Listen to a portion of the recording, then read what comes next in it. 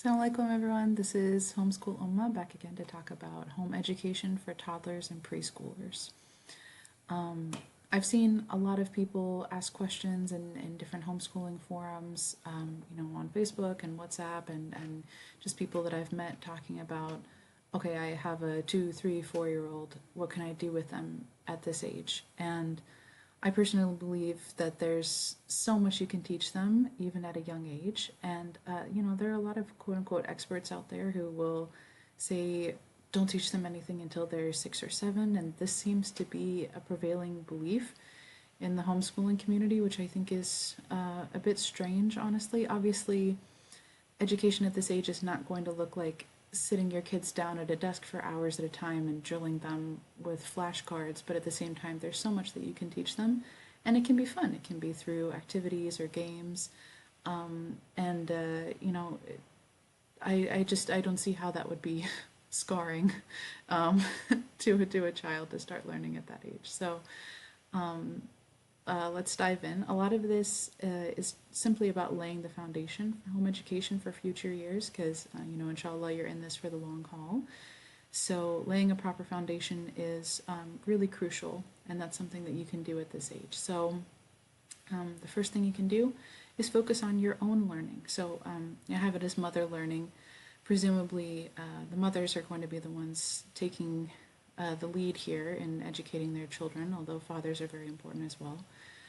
So this is a great time for you to focus on improving yourself and honing in on the knowledge that you want to pass on to your children. So me, for instance, I have a rudimentary knowledge of Arabic, but there's a lot still for me to learn. Inshallah, I would really love, aside from just, Quran and Hifz, I'd love to dive into Arabic literature and poetry with my kids in the future, inshallah. So that's something that I really want to work on for myself.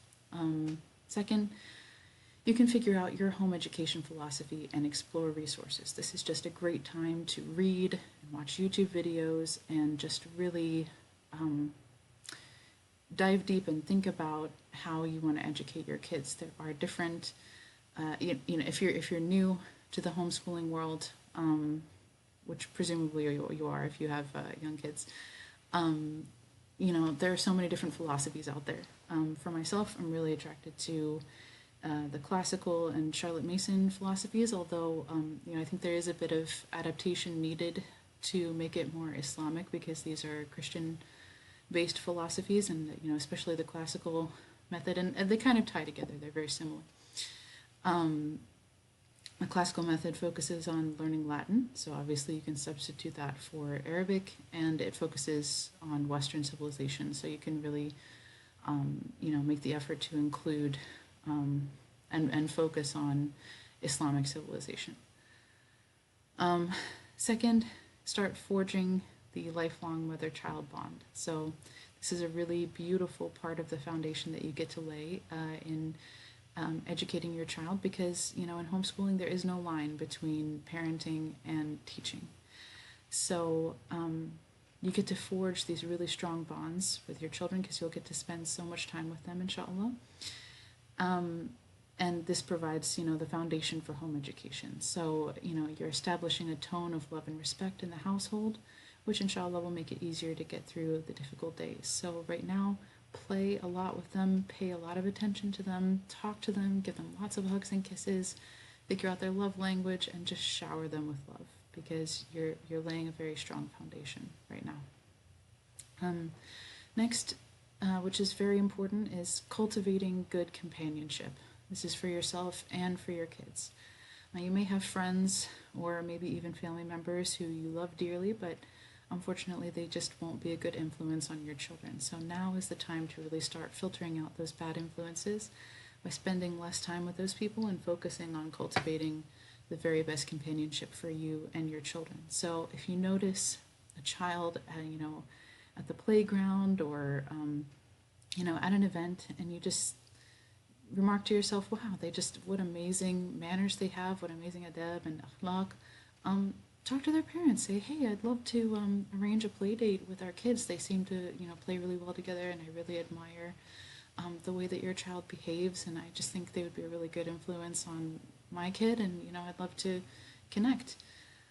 So just make sure that you're surrounding yourself with people who will walk with you on the road to Jannah, inshallah, and with your children as well. Also really important is getting your family, especially your spouse, on board with home education if they're not already. So you want your family to play a supporting role in your children's education, or at the very least, not pose a barrier to their home education. A lot of people, because it's a very unconventional choice, feel uneasy or even staunchly oppose the idea of home education. And so what I really recommend is writing down all of your reasons for home education and talking to your family about why you feel it's the best fit for you and your children and your family. I did make a video. The first video that I posted to this channel is a comprehensive list of reasons why. It's a really good idea, so check that out, inshallah, if you feel so inclined. And then I would recommend just keeping that list of reasons handy, because it is important for you to just remember your why when you're going through those difficult days. And finally, for this section, just make sure that you're modeling the behavior and character traits that you want to instill in your children, because you're going to be their main teacher for their entire education. So, and of course, at this age, children are sponges. Don't assume that they're not paying attention to the finer details of what you're doing. Make sure that you're not just talking the talk, you're walking the walk.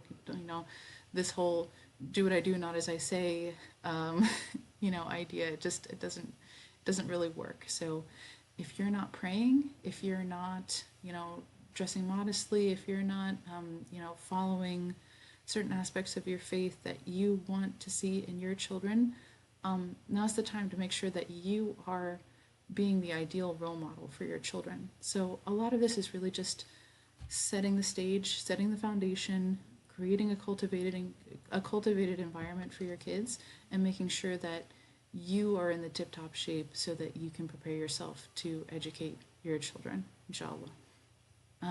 So this next part here is learning and teaching your children. So here are some ideas for what you can teach them at this age and how you can do that. So obviously, this is a really great time to start introducing the Quran if you haven't already.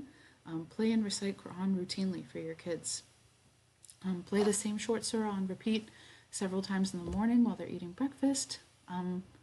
Their minds are freshest in the morning. Part of the Charlotte Mason philosophy is doing short lessons and having the most difficult topics in the morning, because when you wake up, that's when your mind is the freshest. And so that's a good time for math and Quran hifz, memorization, things that are the most mentally taxing and challenging, because you're fresh and ready to take that on. Right after lunch is not a great time for trying to, take on things that are really challenging, because everything is going to be slowing down at that point while you're just processing the food that you've just eaten, and you've already had you're several hours into your day, and your mind is just not as ready to take in information like that. So in the morning is a really great time to work on the most challenging learning objectives. If they're able to recite back, that's really great. One thing also that my husband and I do is we read Ayatul Kursi and the last 3 chapters to our kids before they go to sleep, before their nap and before bedtime, every single time before they go to sleep.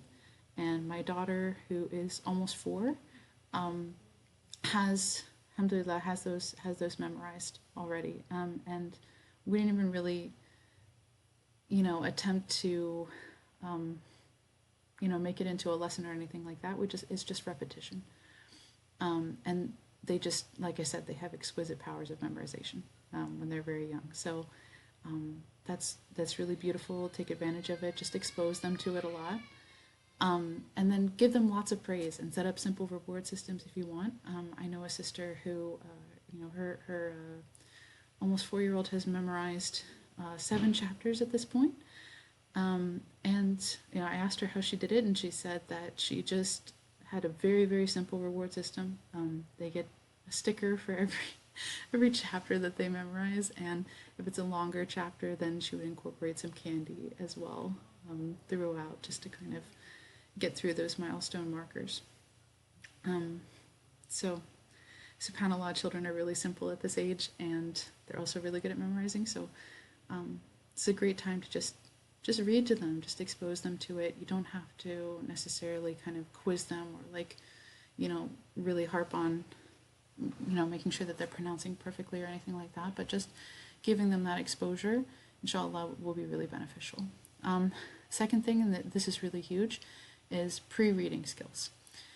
So make sure that you're exposing your children to rich vocabulary. Don't dumb things down for them. Don't speak in really simple language. Try to use adult language as much as possible. Obviously, content needs to be filtered, but explain things to them. Say, oh, that's a monarch butterfly, and don't hold back from using more advanced terms. My daughter uses the word imitate all the time, because we don't hold back. We don't say, oh, you're being like your brother. We say, oh, you're imitating your brother, and she understands what that means. Kids are very smart. You don't need to dumb down the language for them. Also, just read to them a lot, as much as possible. Just read as much as you can. One goal that we've set for ourselves is at least 3 books a day. Often it's more than that, but we read 3 books before bedtime, and if that's all we can get to, that's fine. But it's so great.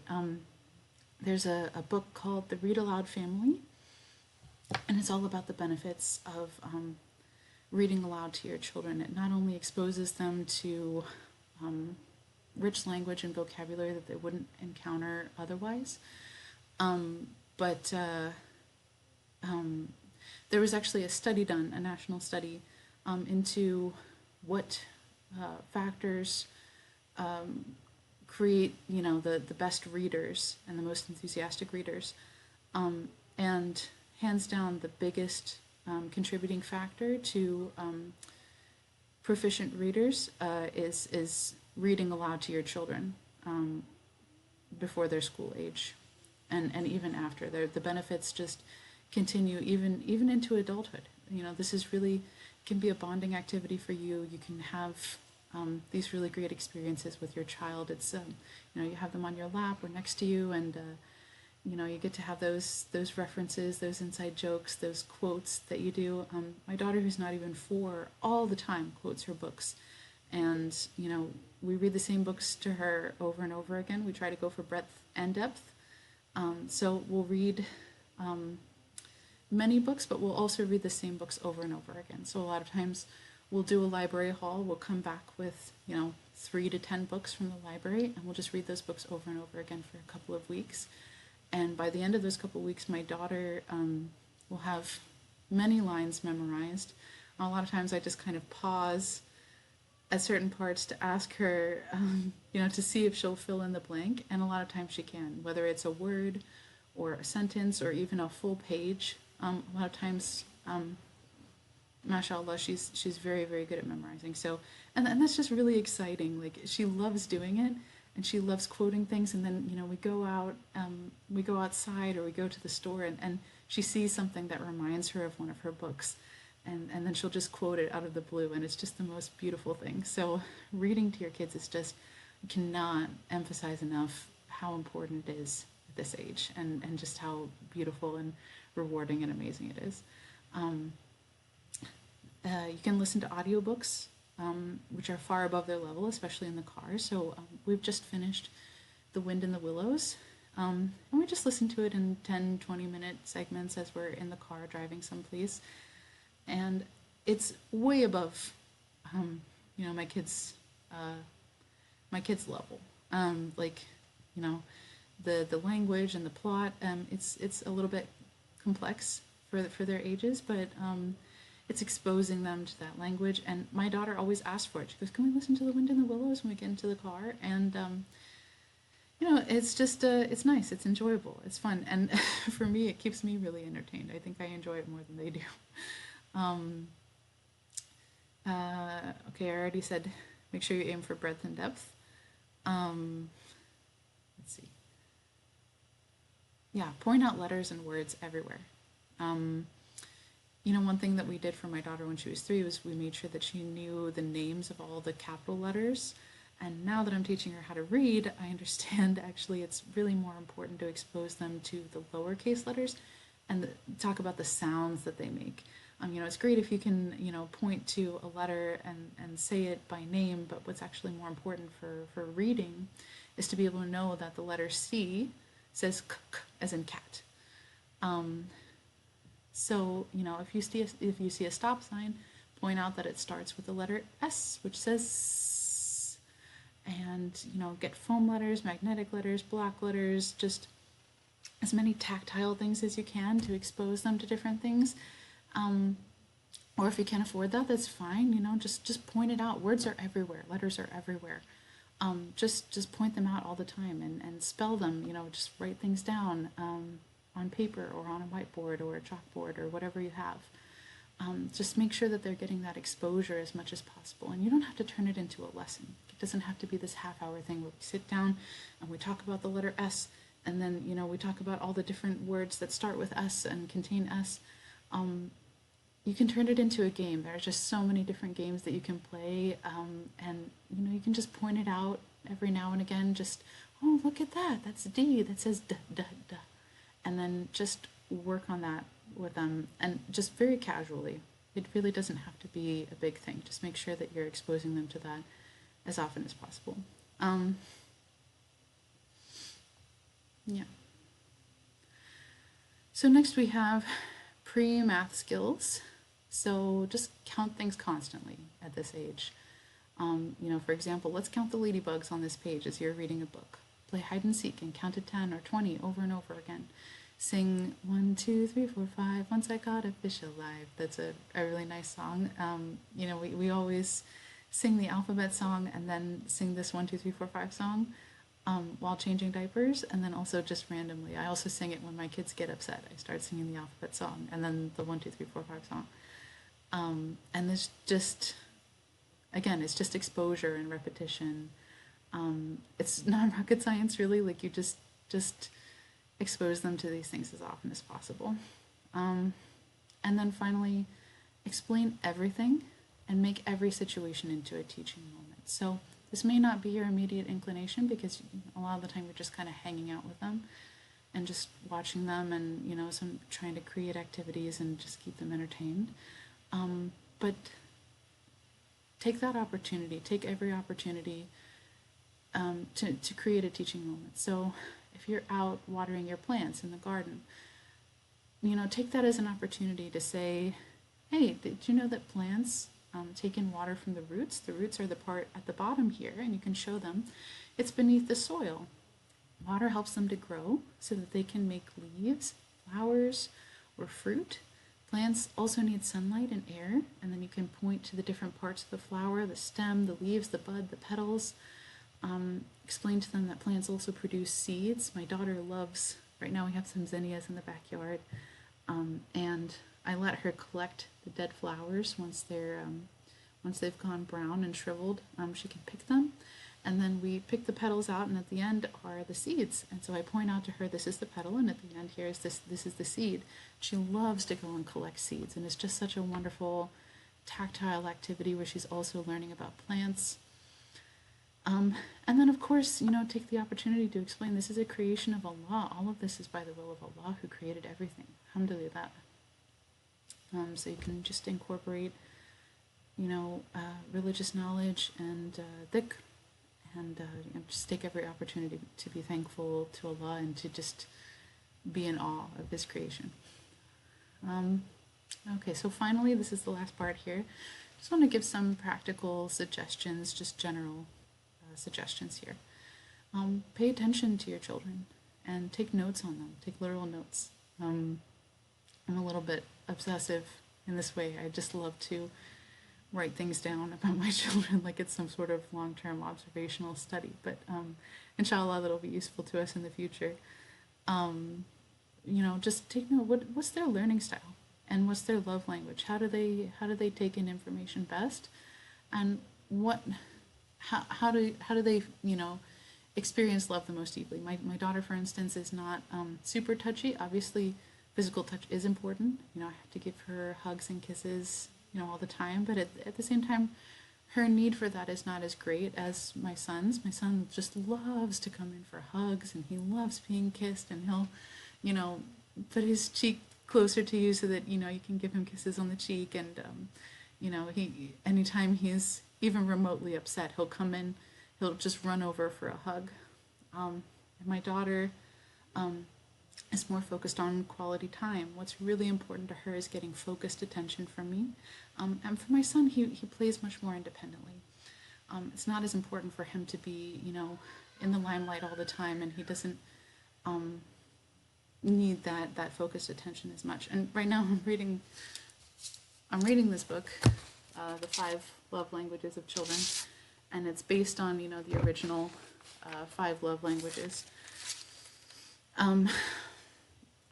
And in the introduction, it says that before the age of 5, you really cannot fully know what your child's love languages are, but I think you can kind of get a bit of a hint, and then just pay attention to them and know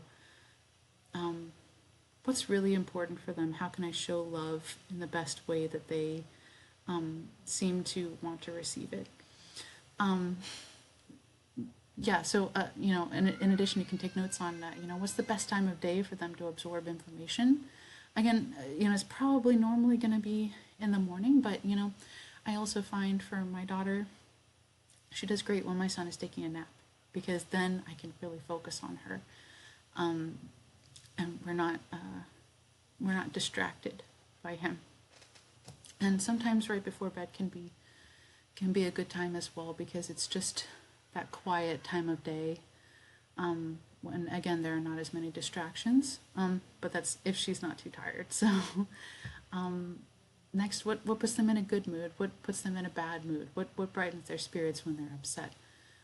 You can kind of start to notice patterns in your kids, and maybe I think a lot of people are more intuitive about this than I am, and they don't need to just like constantly take notes. Maybe you just you just know. But I like to write things down, because it reminds me when I go over and I'm like, oh yeah, okay. Whenever I tell my daughter that we're going to do one thing and then I change my mind without telling her, and she doesn't know what to expect, that really throws her off and ruins her mood. So I need to make sure that, when I tell her we're going to do something, I make sure that we follow through with it. Because she's very spirited, and it's easy for things to throw her off sometimes. But, just by using certain adaptive techniques, it can just really help the day go smoother. And then also, periodically, you can kind of assess what information they already know and how that can be expanded, and what new topics they might be ready to take on, and what games or activities you could use to help them learn this new information. So that takes a lot of brainstorming on your part. There are a lot of curricula and lesson plans available, and you can definitely get ideas online or even from ChatGPT. I've asked what kind of activities would be good for teaching a bright 3-year-old or a 3.5-year-old or 4-year-old, and you can kind of experiment with that, and you can say, oh, I want some math-focused activities, or some, reading, things that are going to help them build up their reading skills, and stuff like that. So, so what to take away from that, I think it's just important to constantly reflect on your child's needs and where they're at, because as their parent, you are just really able to have that intimate understanding of them and just be with them all day, so that you can create the very best experience and learning opportunities for them. The second bullet point here is create a predictable structure around your day. This is great early on, because this really provides a foundation for the structure that you'll need later on to help you execute lesson plans in the future. I know a lot of parents say, well, I'm not a teacher, and this is not a school, and it's really hard for me to transition from parent to teacher, because my kids just won't listen, so that can be really difficult to deal with. But if you start creating structure from the very beginning, this is something, inshallah, that you can circumvent in the future. If they're used to predictable routine from the start, it will feel natural to them, inshallah, when you structure their lessons for home education. And this is something, this is a concept from a book called Atomic Habits. Successful individuals are disciplined, but they also make it easier on themselves by automating decisions so that you don't have to make it hard on yourself all the time. Make it so that you're constantly, battling your whims and fancies. You can just automate these decisions so that you're not facing this mental burden of having to make the hard choice all the time. So lesson and meal planning really helps. For going to the gym, you can say, I go on Tuesdays and Thursdays, and then that's it. You've decided, and that is something that you just do. You don't have to be like, do I feel like going to the gym today? No, today is my day, or today is not my day. Tomorrow is the day that I'll go to the gym, inshallah. And you just kind of automate those decisions. And also you eliminate temptations that will cause you to stray from, the disciplined plan that you have. So I'm telling myself this before all of you, but removing Facebook from your phone can be incredibly effective. Only keeping healthy food in the house so that, inshallah, you're not distracted. If you're telling yourself, I'm going to eat less ice cream, but you keep buying ice cream from the store and it's just there tempting you all the time, you need to create an environment that is going to lead you down the path of success, inshallah, and it's going to make it easy for you. So this can be applied to home education as well. Take a week or more to plan your home education year, and take a day out of every week to plan lessons for the week so that every day you're not having to just juggle all of the, insane things that you have to deal with, in your everyday life, and also try to plan a lesson, because that can be really stressful. But if you've already decided, hey, we're going to do a lesson a day out of this book, every day, and then we're going to incorporate these learning objectives this week, and then we're going to work on these, inshallah, the next week. You already have that planned out. You have the books, you have the environment, you have the, that plan in mind. Inshallah, that should make it really easy for you to be successful in the future. And then finally, try to cut down on screen time. Personally, we are not a no screen time family, but we do limit our daughter's screen time to only looking at pictures and videos, on our phone of our family, and watching a maximum, ideally a maximum of half an hour, but sometimes it goes to, an hour of Omar and Henna. So this is something, we're very, very picky about what shows we allow our kids to watch. And really, this is, if it were up to me, this would be the only one that our kids would watch.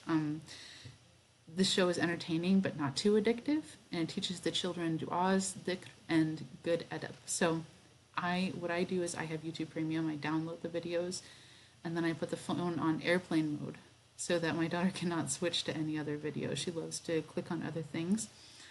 But putting it in airplane mode while the video is downloaded just ensures that she's only going to be watching that one thing. I myself have been guilty of spending too much time on my phone. So part of my new plan is to make sure that I have no phone parts of the day, where I simply set it down and don't take it with me anywhere. And this is part of curating an environment that's going to help you be successful, inshallah, in focusing on your children and having really productive parts of the day, inshallah. So that's it for me. Let me know if you have any comments or questions, and inshallah I'll see you in the next video.